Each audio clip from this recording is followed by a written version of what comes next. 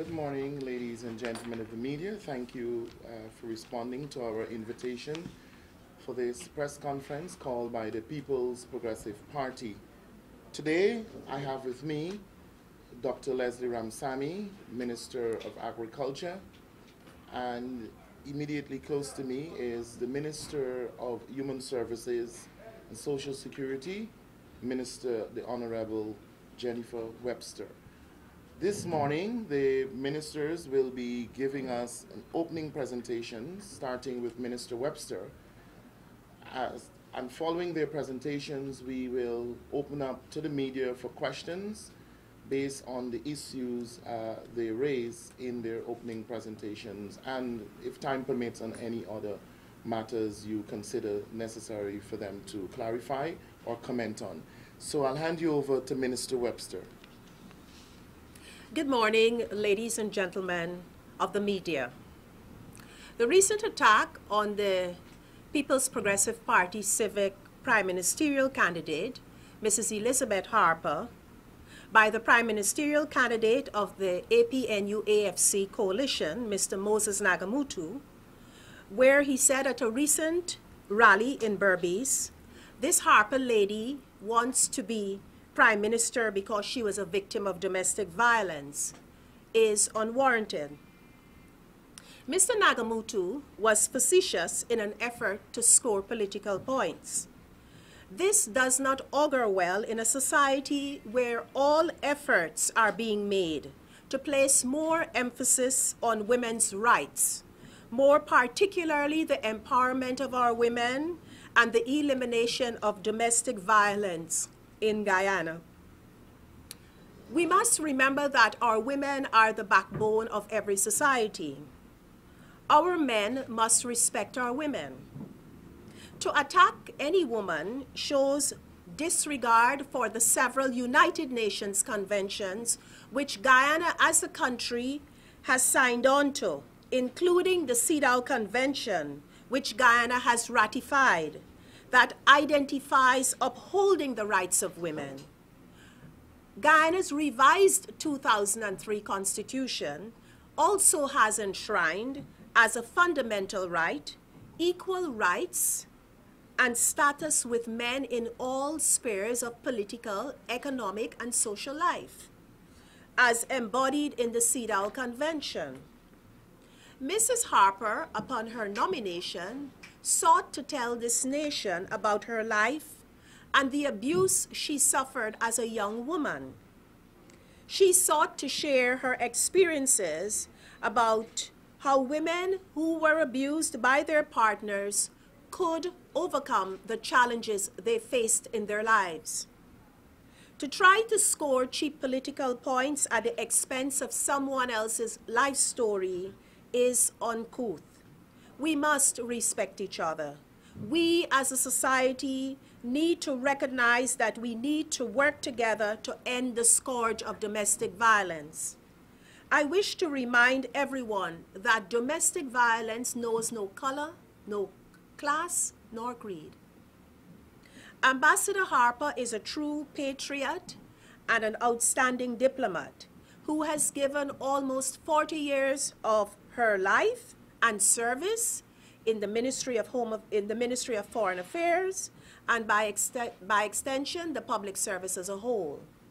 She must be commended for the yeoman's service she has given to the people of Guyana.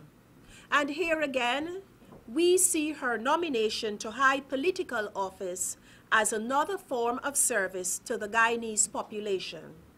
With her confidence, she brings tremendous experience to the People's Progressive Party civic, given her leadership qualities that she has displayed over the past years, representing our country at the international level as a distinguished diplomat with a proven track record.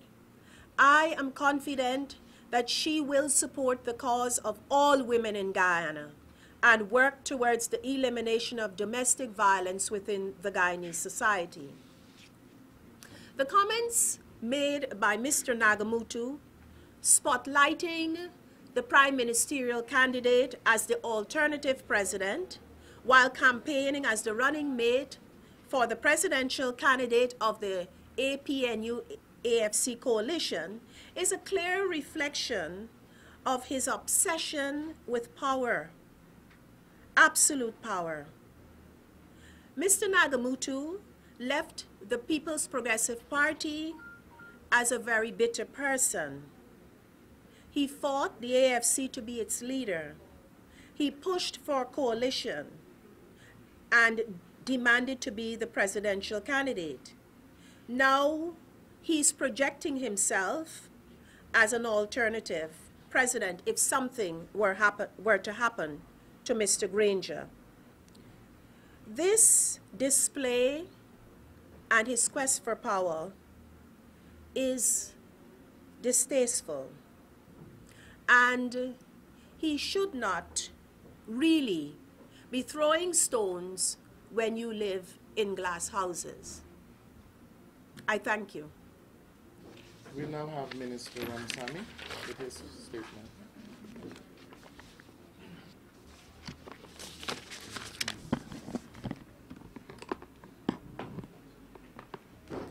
Thank you all for coming this morning. I need to caution you that I don't have a written statement. And I want to start first of all by, on behalf of the General Secretary and the President of Guyana and the People's Progressive Party Civic, wish all of our children writing the grade 6 assessment exams well, and I hope that they all perform extremely well in this exam. And since I may not have the opportunity at a forum like this before the holidays are over, let me wish everyone a very holy Good Friday. Hope that everybody have a relaxing time and a happy Easter. It is the political season. It is election time. And this is a time where our people have to consider the future of their own families, their communities, and our country. It is a time when people's character must be considered. It is a time when our record and our history must be put on the table. I am quite aware that some of our opponents in the last several weeks at one time said that we should forget the past. And that is an appeal to us not to consider their history and their record. But any citizen that is thinking about their own lives and the country must place people's character, their history, and their record on the table in order to make a judgment, an informed judgment, a proper judgment. Over the last couple of weeks in particular, I noticed that the message has changed, that it's no longer about forgetting the past, but about re-engineering and rewriting the past. And I would like to deal with some of those issues. There are some very critical issues that have been addressed in different ways. One is sugar. Last year, about this time, Mr.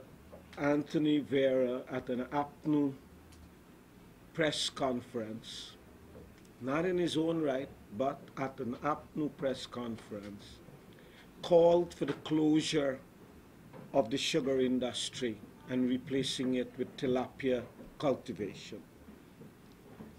At the subsequent budget debate, I asked both the leadership of APNU and AFC whether they dissociate themselves from that recommendation. Neither party in any form or fashion, in their speeches or in any written statement, disavowed the position of Mr. Vera. In fact, Mr. Ramjatan had come out openly and said he supported everything the man said. He had some flowery language, but I am not going to repeat that here. In the last 2 weeks, Mr. Stanley Ming, another advisor for APNU, has also called for the closure of the industry. And no one in APNU or AFC or in the mathematical formula APNU plus AFC has dissociated themselves from that statement. But I do acknowledge that Mr. Granger at the private sector luncheon said that sugar is too big to fail. And at the rally in Berbice, both Mr. Granger and Mr. Nagamutu said that sugar can't be closed. I am encouraged that they now have supported a PPP position that sugar is too important in the development story of Guyana.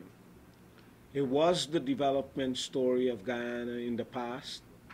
It is today, and it is going to be so in the future. Sugar cannot be closed, and the PPP Civic is on record that we will do whatever is necessary to ensure that sugar remains important to us. We will not speak inconsistently on this, and we won't change the message depending on where we are. I believe that the sugar industry is so important that there should be no ands, ifs, or buts. Because if you're not going to close it, you also have to invest in it. And I'm challenging them now to dissociate themselves from those calls to close the industry. And I'm challenging them to also tell us what they will do for the sugar industry. The PPP is on record that in the next several years we will invest $20 million in $20 billion, in the sugar industry. I note that in the last several weeks our opponents have said that the government has no business in the rice industry. That the rice industry is a private sector industry and the government has no business in it. We have facilitated a private sector industry to grow to phenomenal heights. We have facilitated the rice industry to grow at unprecedented levels in our country. We reaffirm our commitment to a private sector driven rice industry. But we are adamant that the government has a place in the rice industry. Our facilitating role is critical to the growth of the industry, both from a production perspective and from a marketing perspective. These are policy issues. These are things that represent our policies and our records. And the fact that we have been consistent is testimony to our character. I am very proud as an Indo-Guyanese citizen of Guyana that my Afro-Guyanese sister Elizabeth Harper could find this opportunity to serve Guyana at yet another level, at the highest level in our land. And I am proud that even at this early stage, she knows what she would like to use her position to do in making Guyana a better country. neither I nor Jennifer Webster, neither I nor Elizabeth Harper, and none of us in the PPPC disavow our origins. We know who we are. We know we are good Guyanese citizens, but we know our origins and we don't disavow them. We in fact are proud of the Afro-Guyanese ancestry, the Indo-Guyanese ancestry, our Armenian ancestry, our Chinese and Portuguese ancestry. I note that Mr. Nagamutu now disavow his Indo-Guyanese origins, and he's now just a Guyanese, and that's his view. But he did accept an award as an Indo-Guyanese from the Global Organization of People of Indian Origin. And I think he should do the decent thing and hand it back to them. I note also that Mr. Nagamutu and Mr. Granger now deny our past. There have been no rigged elections in Guyana according to the gospel of David and Moses. It's a character issue, ladies and gentlemen. Mr. Nagamutu now presents himself as a simple man who never took a salary increase as minister. The records will reveal that that has never been the case. All salary increases to members of parliament, whether they are ministers or not, have been accepted. Those checks have been signed for. I noticed that Mr. Nagamutu said that he resigned government positions before, twice. He did, ladies and gentlemen. But he did under circumstances that you should ask about. I do know that when Mr. Nagamutu decided that he was going to aim for a higher position, he wanted to be a lawyer and wanted to retain his position as minister and go and study law. And the party leadership insisted that you got to do one or the other. You could continue to be minister, or you could go and study, but you can't do both. I noted that Mr. Nagamutu says that he's never traveled business class. I know several ministers who have traveled with Mr. Nagamutu in business class. And I know that I have sat in business class with Mr. Nagamutu when he was minister. At the time, he didn't acknowledge me because I was a poorly member of parliament, or I was in the private sector. I think these are character issues. And the people of Guyana need to consider these. I am not saying any of these things to, in a personal way. I am just simply saying that character of a party, character of people, I'm simply saying that the policies that we promote and our records are important criteria for consideration anytime we ask people to vote for us. And so these are issues that we have to address. On the matter of pension in Guyana, we have a record. We have removed the means test, and we have increased the pension every year.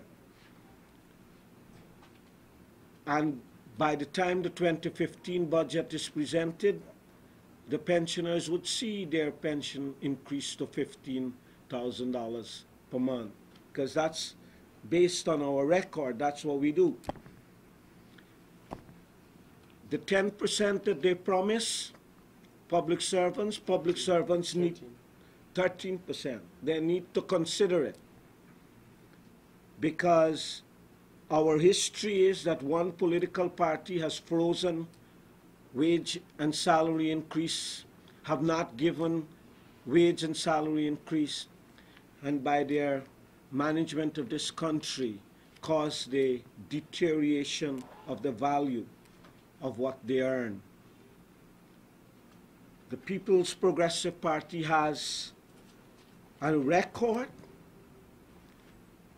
for 22 years, each year, of increasing public servant salary. We have never denied public servant an increase, not a single year in government, from 1992 to now, and between 1957 and 1964.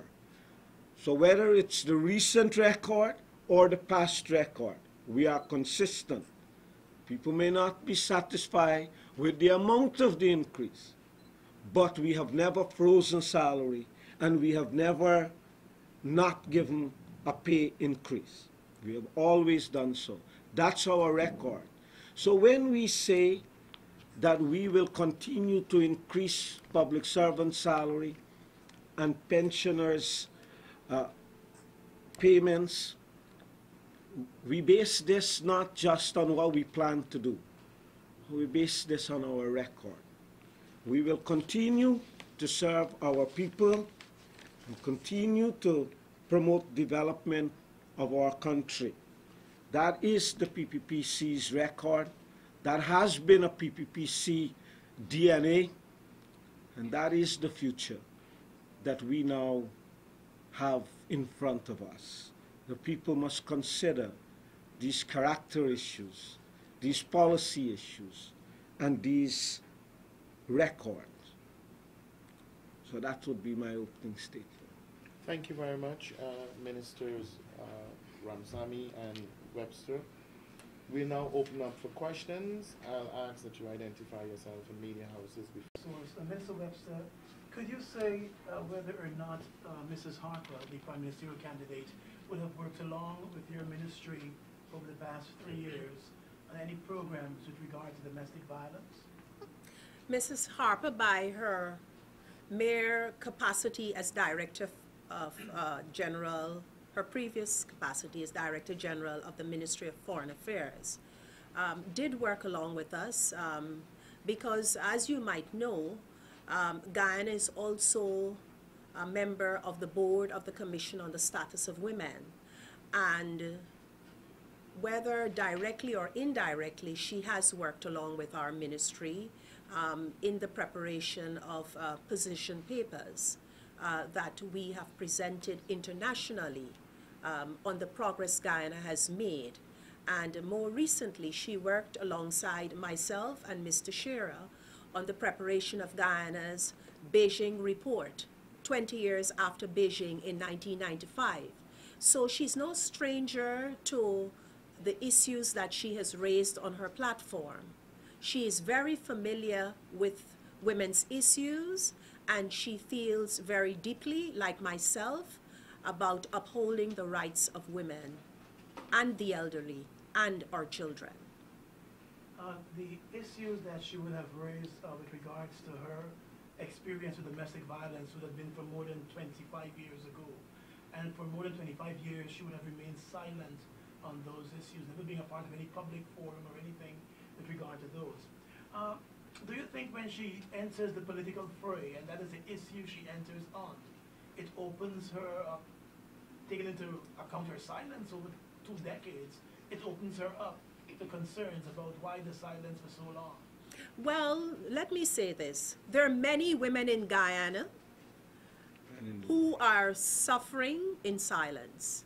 Many women are afraid to speak out because of embarrassment. I'm not saying this as being the case for Mrs. Harper, but this is now the opportunity for her to really speak out. She saw this as an opportunity to speak about it because she wanted to tell other women about what she experienced. And she was bold enough to do it, even though it's 25 years later. Yes, anyone else? Marcel? Marcel? No, we have Marcel, and then you have Vanessa. Marcel,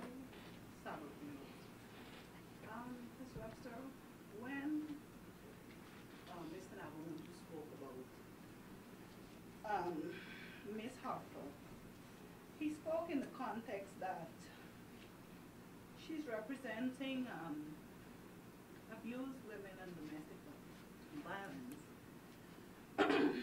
but questions how she can do that on the same platform with former President Barry Javier, who would have been accused of being abusive to his partner. My question is to you, being a part of the female hierarchy of the PPP, you did not speak out either, or were any of the senior females vocal when the partner of, what's her name, Varshney Singh spoke out against the former president? Well, I would say that that is an allegation, and I am not familiar with the former president's personal life as it related to his relationship with Ms. Varshney Singh. What I do know is what the former president has said himself, and I am not sure that I could provide any clarification on that issue, because I'm not familiar. Did you seek any though? Pardon me? Did you seek any? Yes, but I'm not familiar. Okay, there are others And so asking questions. I'm not finished. To Minister Ramsamy, in condemning Mr. Nagamutu again and saying that politics should not be about personal attacks and all of that, and making reference to what he said, isn't that fueling or tit for tat?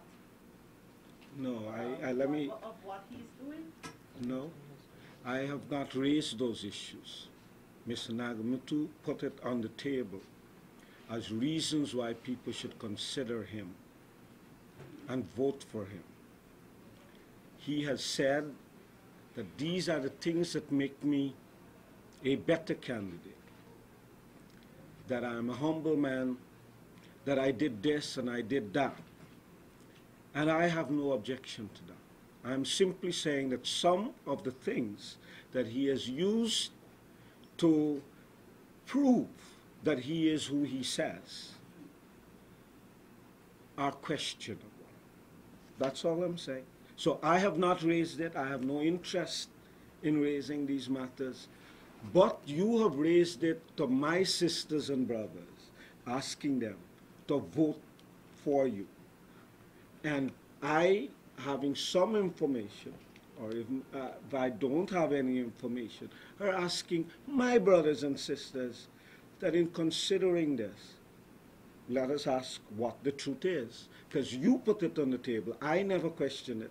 I'm not questioning Mr. Nagamutu's qualification for being Prime Minister. Well, he has also said that he could be President.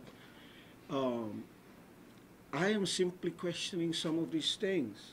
Said he was nominated for national awards by Cherry Jagan. I don't know that. There is no evidence that that exists. So you having made it as part of your resume, that resume is under public scrutiny by any citizen of Guyana. So I want to make it clear, I'm not attacking anybody, I'm not raising it. You, having made it part of your resume, must answer to that. Yes. Vanessa Naran Chronicle, you talked about the government playing the role of a facilitator. In the last couple of years, in particular, there's been a lot of advances made. There were recent reports about Mr. Durga, who was a very vocal critic of the government's efforts and the incident in Chile, as well as a charge in the United States. So how do you respond to those allegations or incidents and their impact on what we do here? Let me deal with the first one, because that has direct rice implication.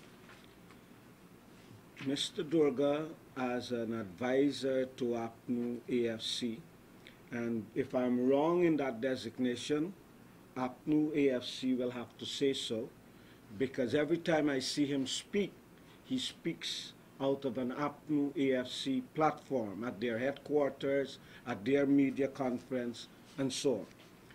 So I'm assuming that he's also speaking on their behalf. Has raised the issue of markets. Guyana exported 501,000 tons of rice last year. This is something unimaginable just a few years ago. In the first quarter of 2015, we have exported more rice than any first quarter in the history of Guyana. So that the 2015 export is on pace to surpass the 501,000 tons. Our markets are very fragile things. We have to nurture them. We have to ensure that we strengthen them. Guyana presently exports to 33 countries. One of those countries is Chile. We work hard to get that market. And millers have an obligation to ensure that they meet the quality and that they do whatever is necessary, that the reputation of Guyana is not placed in jeopardy. We received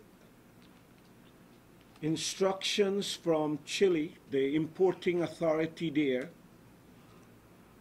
that Guyana exported on December the 14th a quantity of 71 tons of rice that was filled with pests, filled with wood chips and stones. This caused them to put a halt on rice coming from Guyana until this matter is settled. Mr. Durga has been asked to report to Chile and ensure that he either cleans it up or he brings it back. This put an important new market in jeopardy. But because these become things that the international community circulate, it brings into question our reliability. And so my only role in this is now I've instructed the GRDB that before anything leaves Mr. Durga's mill, it should be 100% inspected. That is our role, and we will continue to play those roles, and even though because of the vastness of the export industry, we have done random checks. We also do 100% checks where necessary. This is one case where we will do 100% checks in order to make sure that rice and paddy that leaves Guyana are of the standard that are necessary. On the other matter, yes. Aside from Mr. Durga, does anybody else from Guyana export to Chile? Yes. So have those shipments been affected? Those are not affected. These are new markets in Central and South America, Guatemala, Nicaragua, El Salvador, and so on.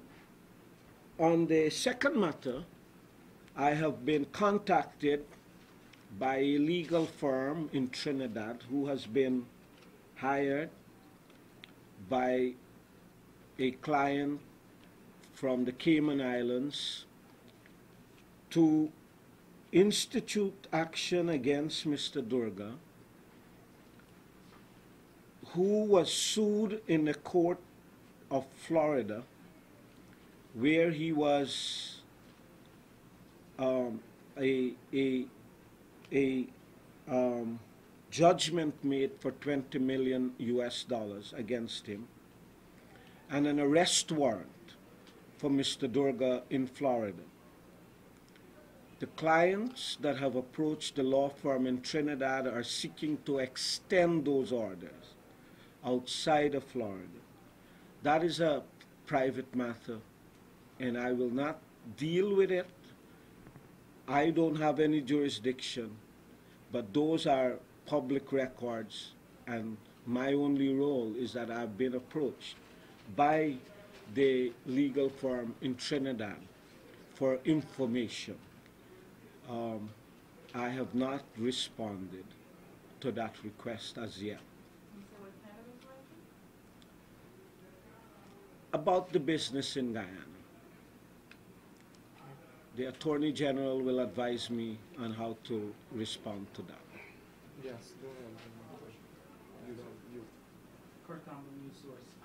Dr. Ramsamy, you raised the issue of character and you've singled out this in argument.